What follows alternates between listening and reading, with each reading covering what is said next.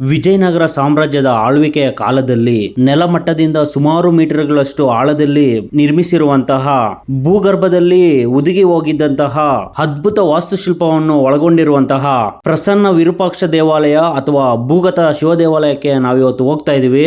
ಇನ್ನು ಯಾರೆಲ್ಲ ನನ್ನ ಅಲೆಮಾರಿ 05 ಯೂಟ್ಯೂಬ್ ಚಾನಲ್ನ ಸಬ್ಸ್ಕ್ರೈಬ್ ಮಾಡ್ಕೊಂಡಿಲ್ವೋ ತಡ ಮಾಡದೆ ಸಬ್ಸ್ಕ್ರೈಬ್ ಮಾಡ್ಕೊಳ್ಳಿ, ಮತ್ತೆ ಪಕ್ಕದಲ್ಲಿರುವಂತಹ ಬೆಲ್ ಬಟನ್ ನ ಕ್ಲಿಕ್ ಮಾಡೋದು ಮಾತ್ರ ಮರಿಬೇಡಿ. ಬನ್ನಿ ಈ ವಿಡಿಯೋ ನೋಡ್ಕೊ ಬರೋಣ. ಭೂಗತ ಶಿವ ದೇವಾಲಯಕ್ಕೆ ಸ್ವಾಗತ ಸುಸ್ವಾಗತ.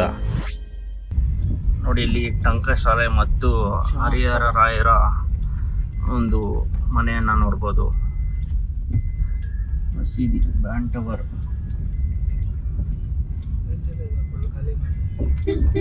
ಸ್ನೇಹಿತರೆ ನೋಡಿ, ನಾವೀಗ ಶಿವನ ದೇವಾಲಯ ಹತ್ರ ಹೋಗ್ತಾ ಇದ್ದೀವಿ. ನೆಲಮಹಡಿಯ ಶಿವನ ದೇವಾಲಯ ಅಂತೆ. ಬನ್ನಿ ಹೋಗೋಣ. ಏನೇನು ಬರೆದಿದ್ದಾರೆ ಇಲ್ಲಿ? ಪ್ರಸನ್ನ ವಿರೂಪಾಕ್ಷ ನೆಲಸ್ಥರದ ಶಿವ ದೇವಾಲಯ ಅಂತೆ, ಸಂರಕ್ಷಿತ ಸ್ಮಾರಕ. ಬನ್ನಿ.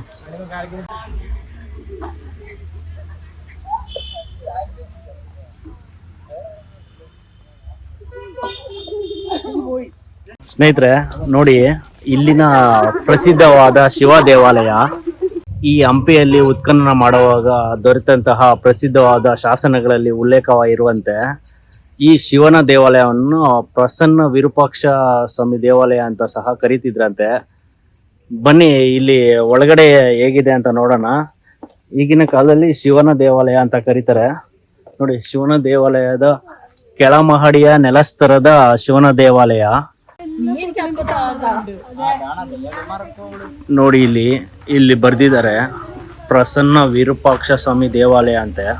ಈ ಹಂಪಿಯ ಪ್ರಸಿದ್ಧವಾದಂತಹ ಶಿವನ ದೇವಾಲಯವನ್ನ ನೋಡಕ್ ಬಂದಿದ್ದೀವಿ.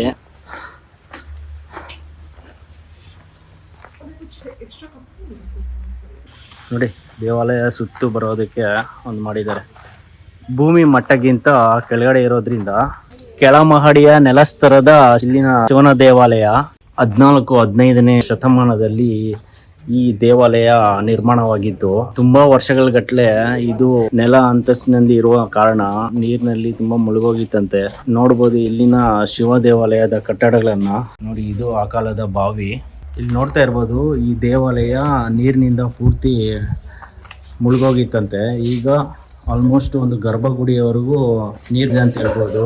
ನೋಡಿ, ಇಲ್ಲಿ ಯಾವುದೇ ರೀತಿಯ ಪೂಜೆಗಳನ್ನ ಮಾಡ್ತಾ ಇಲ್ಲ. ಶಿವನ ದೇವಾಲಯದ ಒಳಭಾಗದಲ್ಲಿ ನಾವೀಗ ನೋಡ್ಬೋದು. ನೋಡಿ, ಅದ್ಭುತಗಳಲ್ಲಿ ಒಂದಾದಂಥ ಇಲ್ಲಿನ ಶಿವ ದೇವಾಲಯ ಪ್ರಸನ್ನ ವಿರೂಪಾಕ್ಷ ದೇವಾಲಯ ಅಂತಲೂ ಸಹ ಕರೀತಾರೆ. ಅದು ನೋಡಿ, ನೀರಿನಿಂದ ಆವೃತವಾಗಿದೆ. ಇದು ಯಾಕಪ್ಪ ಇಷ್ಟು ನೀರಿನಿಂದ ಆವೃತವಾಗಿದೆ ಅಂದರೆ, ಭೂಮಿಗಿಂತ ಕೆಳಮಟ್ಟದಲ್ಲಿ ನಿರ್ಮಾಣ ಆಗಿರುವಂತಹ ಈ ದೇವಾಲಯ ನೋಡಿ ಈಗ ನೀರಿನಿಂದ ಆವೃತವಾಗಿದೆ ಅಂತ ಹೇಳ್ಬೋದು. ವಿಶ್ವ ಪಾರಂಪರಿಕ ತಾಣ ಇದಾಗಿರೋದ್ರಿಂದ ಈ ನೀರನ್ನು ಕೂಡ ಸ್ವಲ್ಪ ಕ್ಲೀನ್ ಮಾಡಿದರೆ ಚೆನ್ನಾಗಿತ್ತು ಅಂತ ಅನಿಸುತ್ತೆ. ನೋಡಿ, ಈ ದೇವಾಲಯದ ಒಳಗಡೆ ನಾವು ನಂದಿಯನ್ನು ಸಹ ಕಾಣ್ಬೋದು. ಒಳಗಡೆ ನೀರಿದೆ. ಸ್ನೇಹಿತರೆ ನೋಡಿ, ದೇವಾಲಯದ ಒಳಭಾಗದಲ್ಲಿ ಹೀಗೆ ಕಾಲು ಮುಳುಗುವಷ್ಟು ನೀರಿದೆ. ಒಳಭಾಗದಲ್ಲಿ ತುಂಬ ಕತ್ಲೆ ಇದೆ.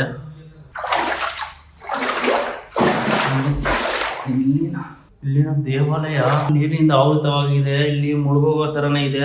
ನಂದಿ ವಿಗ್ರಹ, ದೇವ ವಿಗ್ರಹ ಮುಂದೆ ಇದೆ. ಬನ್ನಿ ದೇವರು ಹೋಗೋಣ. ಸ್ನೇಹಿತರೆ, ನೆಲಮಹಡಿಯ ಶಿವನ ದೇವಾಲಯವನ್ನ ಇಲ್ಲಿ ಬಂದ್ರೆ ನೋಡೋದು ಮಾತ್ರ ಮಿಸ್ ಮಾಡಬೇಡಿ. ಯಾಕಂದ್ರೆ ಕಾಲುಗಳು ಮುಳುಗುವಷ್ಟು ನೀರು ತುಂಬೋಗಿದೆ. ಒಳಗಡೆ ಇದೆ, ಗರ್ಭಗುಡಿ ಒಳಗಡೆ ಇದೆ. ನೋಡಿ, ಅಲ್ಲಿ ನಂದಿನೂ ಸಹ ನಾವು ಕಾಣ್ಬೋದು. ಆದರೆ ಈಗ ನಾವು ಹೋಗೋದಕ್ಕಾಗಲ್ಲ ಅಷ್ಟು ದೂರ. ನೋಡಿ, ಯಾಕಿಲ್ಲಿ ಇಷ್ಟೊಂದು ನೀರಿದೆ? ಅದು ನೀರು ಉಕ್ತಾ ಇರುತ್ತಾ? ಅಂದ್ರೆ ಭೂಮಿಗಿಂತ ಕೆಳಭಾಗದಲ್ಲಿ ಇರೋದ್ರಿಂದ ನೀರು ತುಂಬಿಕೊಳ್ಳುತ್ತೆ ಯಾವಾಗ್ಲೂ. ದೇವರು ಅವ್ರಿಗೆ ನೀರ್ ಬೇಕಂತ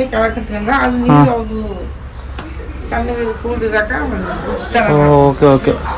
ಸ್ನೇಹಿತರೆ, ನಾವೀಗ ಭೂಮಿಗಿಂತ 2 ಅಂತಸ್ತಿನ ಕೆಳಭಾಗದಲ್ಲಿ ನಾವಿದ್ದೀವಿ. ಈ ದೇವಾಲಯವನ್ನ ನೆಲಮಹಡಿ ಅಥವಾ ಕೆಳಭಾಗದ ಮಹಡಿ ಅಂತಾನೆ ಕರಿಬೋದು. ನೋಡಿ, ಈ ದೇವಾಲಯದ ಒಳಭಾಗದಲ್ಲಿ ನೋಡಿದ್ರೆ ಎಲ್ಲ ಕಲ್ಲಿನ ಕಂಬಗಳು ಕಾಣಿಸ್ತವೆ. ಬಹಳ ವಿಶಾಲವಾದ ಕಲ್ಲಿನ ಕಂಬಗಳ ಮೂಲಕ ಈ ದೇವಾಲಯನ ನಿರ್ಮಾಣ ಮಾಡಿದ್ದಾರೆ ನೋಡಿ. ಆದರೆ ಈಗ ನೀರು ತುಂಬ್ಕೊಂಡ್ಬಿಟ್ಟಿದೆ, ಎಲ್ಲ ಪಾಚಿ ಕಟ್ಕೊಂಡಿದೆ. ದೇವಾಲಯದ ಒಳಗಡೆ ಹೋಗೋದಕ್ಕೆ ಆಗೋದಿಲ್ಲ. ಬನ್ನಿ ಹೋಗೋಣ.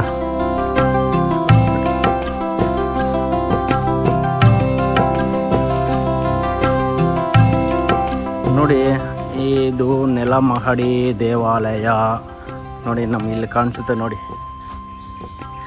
ಕಲ್ಲುಗಳಿಂದ ಒಳಗಡೆ ನಿರ್ಮಿಸಿದ್ದಾರೆ ದೇವಾಲಯನ.